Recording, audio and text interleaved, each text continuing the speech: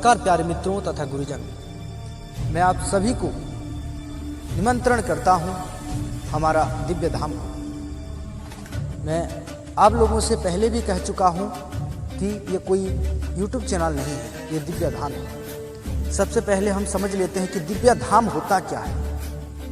दिव्य धाम कहने का तात्पर्य क्या है। दिव्य का मतलब है जो चमत्कारपूर्ण, जो आकर्षणीय हो, जो अद्वितीय हो, जो स्वर्गीय से भी बलकर हो। और धाम का मतलब है जहाँ तन मन पवित्र हो जाए, जहाँ व्यक्ति का हर इच्छा पूर्ण हो जाए, जहाँ व्यक्ति को एक नए राह मिल जाए, जहाँ व्यक्ति एक नव जीवन से प्रफुल्लित हो जाए,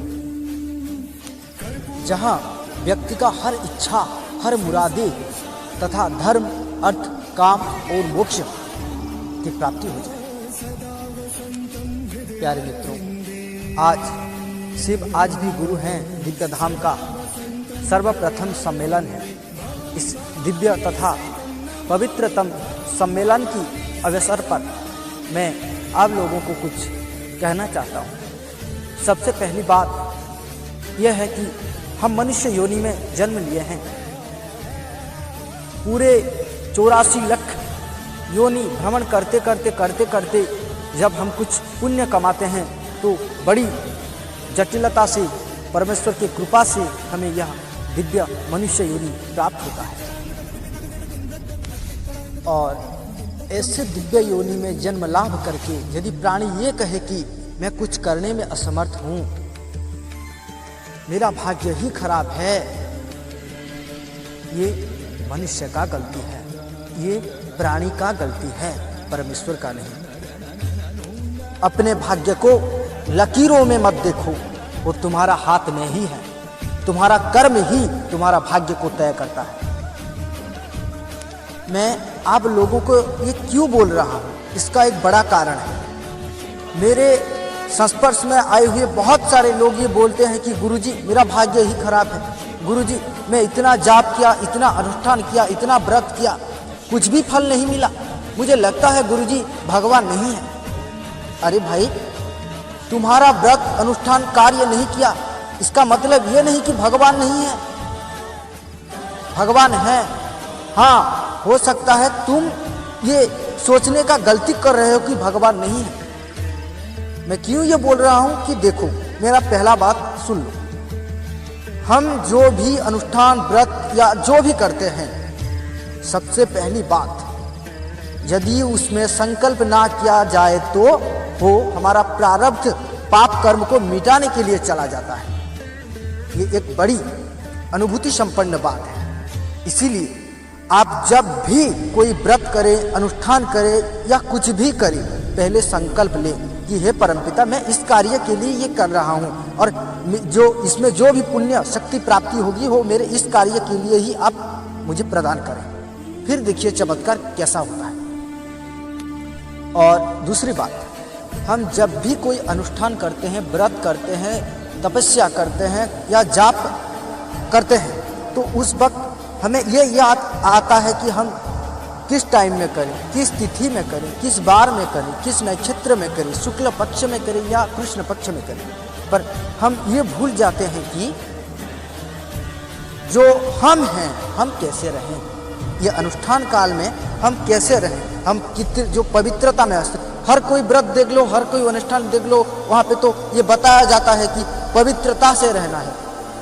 पर हमें ये तय करना है कि हमें कैसे पवित्रता से रहना है, यानी कि हमारे जो पवित्रता का जो स्तर है वो स्तर कितना ऊंचा होना चाहिए। इसीलिए तो हमारे शास्त्र में भी कहा गया है, क्या कहा गया है, इंद्रियाणि च संयम्य भगवत पंडित नरः देश काल बलम ज्ञात्वा सर्व कार्याणि साधयेत्। यानी कि जो हमारा इंद्रिय है, ये जो 5 इंद्रिय हैं, इस 5 इंद्रियों को संयमित करके, इंद्रियाणि च संयम्य बकोबत, बक के भांति, वो जो हमारा जो तालाब होता है, तालाब के किनारे आप बक पक्षी को देखे होंगे। बक क्या करता है, जब वो पानी को एकाग्रता से देखता है और अकस्मात क्या करता है, वो एक मछली पकड़कर भाग जाता है। इसका मतलब क्या है? इसका मतलब साफ है कि उसका मन एकाग्र है। इसीलिए आप जो भी अनुष्ठान करें, जो भी व्रत करें, आपका मन एकाग्र होना अनिवार्य है।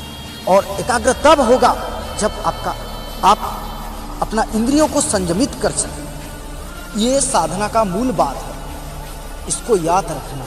आपका किसी भी अनुष्ठान में, किसी भी व्रत में, किसी भी तरह की तपस्या में ये आपका काम जरूर आएगा। यदि आपका मन ही संतुलित ना हो, यदि आपका इंद्रिय ही आपको कबलित कर चुके हैं, आप कुछ नहीं कर पाएंगे। इसलिए सबसे पहली बात है, आपको एकाग्र होना है। एकाग्र कैसे होना है? भावे न विद्यते सर्वः, यानी कि भावना के जरिए आप जैसे समझेंगे, ये दुनिया को आप जैसे देखेंगे, ये दुनिया आपको वैसे ही लगेगा। यदा दृष्टि तदा सृष्टि, यानी कि आप जैसे देखेंगे, दुनिया को जैसे देखेंगे, आपको वैसे ही लगेगा।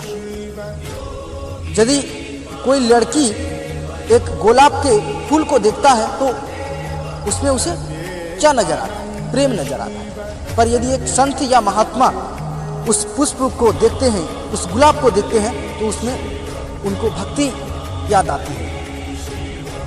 एक लड़की जब उस पुष्प को देखता है तो ये समझने लगता है कि मैं इस फूल को लेकर मेरे प्रियतम यानी कि मेरी प्रेमिक को दे दूं। पर जब एक संत उस पुष्प को देखते हैं तो वो सोचने लगते हैं कि मैं इस पुष्प को तोड़कर भगवान के चरण में अर्पित कर दूं। यही तारतम्य है, यही तफात है। अब आते हैं उन मित्रों तथा गुरुजनों के पास जो हर वक्त ये सोचने लगते हैं कि हमारे भाग्य ही खराब है, हमारे भाग्य ही दुर्बल है, हमारा भाग्य में सौभाग्य नहीं है। मैं उनसे ये पूछना चाहता हूँ कि वो कब से भगवान ब्रह्मा बन गए? क्योंकि हमारा जो भाग्य है, भाग्य का जो लेखन है, वो तो केवल ही केवल ब्रह्मदेव ही देख सकते हैं। तो मेरा कहने का मतलब ये है कि तुम्हारे भाग्य के आगे क्या है, ये तुम्हें भी खुद पता नहीं, तो तुम क्यों उसको दुर्भाग्यपूर्ण मान रहे हो? यदि तुम चाहो तो उसे सौभाग्य में भी परिवर्तित कर सकते हो। हो सकता है इसीलिए भगवान आपको आध्यात्मिक पथ दिलवाए हो। इसीलिए मित्रों तथा गुरुजनों, निराश मत हो। हमारा जो आदि सनातन धर्म है, ये किसी विज्ञान से कम नहीं है, ये विज्ञान से भी ऊपर है। इसीलिए इसको प्रमाण करने का कोई आवश्यकता नहीं है, ये अपने आप में स्वयं सिद्ध है। और इनमें जो तंत्र मंत्रादि ज्योतिष शास्त्र है, ये तो और भी प्रामाणिक है।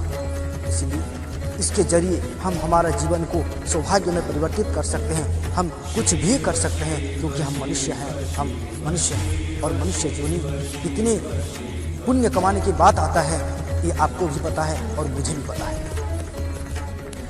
प्यारे मित्रों तथा गुरुजनों, आप ये मत समझिए कि मैं केवल प्रवचन और भाषणबाजी के लिए यह दिव्य धाम का द्वार खुला। मेरा लक्ष्य कितना बड़ा है ये आप लोगों को पता नहीं। आप लोग ईश्वर की कृपा से मेरे अंदर किस प्रकार का प्रतिभा है, किस प्रकार का ज्ञान है, किस प्रकार का गरिमा है, ईश्वर प्रदत्त ज्ञान है, वो आप लोग देख चुके हैं। जितने भी लोग, जितने भी मित्र, जितने भी गुरुजनों हमारा फेसबुक ग्रुप शिव आज भी गुरु हैं दिव्य धाम से जुड़े हैं, वो लोग मेरे ज्ञान, गरिमा तथा मेरा जो प्रतिभा है, ईश्वर प्रदत्त प्रतिभा है, उसको आप लोग देख चुके हैं। प्यारे मित्रों तथा गुरुजन, फेसबुक एक झांकी है। मैं जो भी फेसबुक में दिया हूँ वो सिर्फ एक झांकी है। इस दिव्य धाम में आपको क्या दिया जाएगा वो आपके समझ से परे होगा, ये मैं यकीन के साथ, दावे के साथ कह सकता हूँ। और मैं ये भी कह देना चाहता हूँ कि अब जो कुछ भी इस दिव्य धाम से प्राप्त करेंगे और किसी से भी प्राप्त नहीं कर पाएंगे। यानी कि ये दिव्य धाम है, इसका हर एक उपाय, हर एक निदान, हर एक मंत्र, तंत्र, यंत्र, सब कुछ सिद्ध, अचूक, अमोघ तथा दिव्य ही होगा। इसीलिए तो इसका नाम मैं दिव्य धाम रखा हूँ। प्यारे मित्रों तथा गुरुजन, आज हमारा दिव्य धाम का प्रथम सम्मेलन था। सिर्फ इसी कारण में किसी प्रकार का अनुष्ठान के विषय में या जाप के विषय में या फिर किसी प्रकार का प्रयोग के विषय में यहाँ पर कुछ भी नहीं कहा।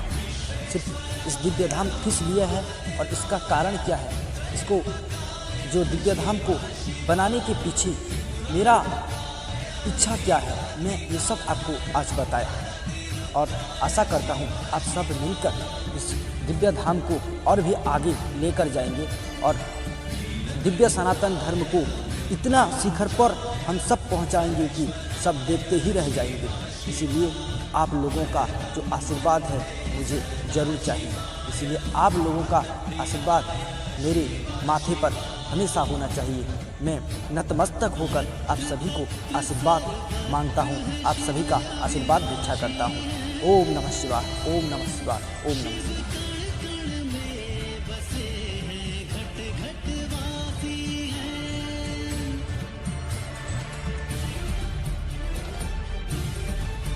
शिव जटा में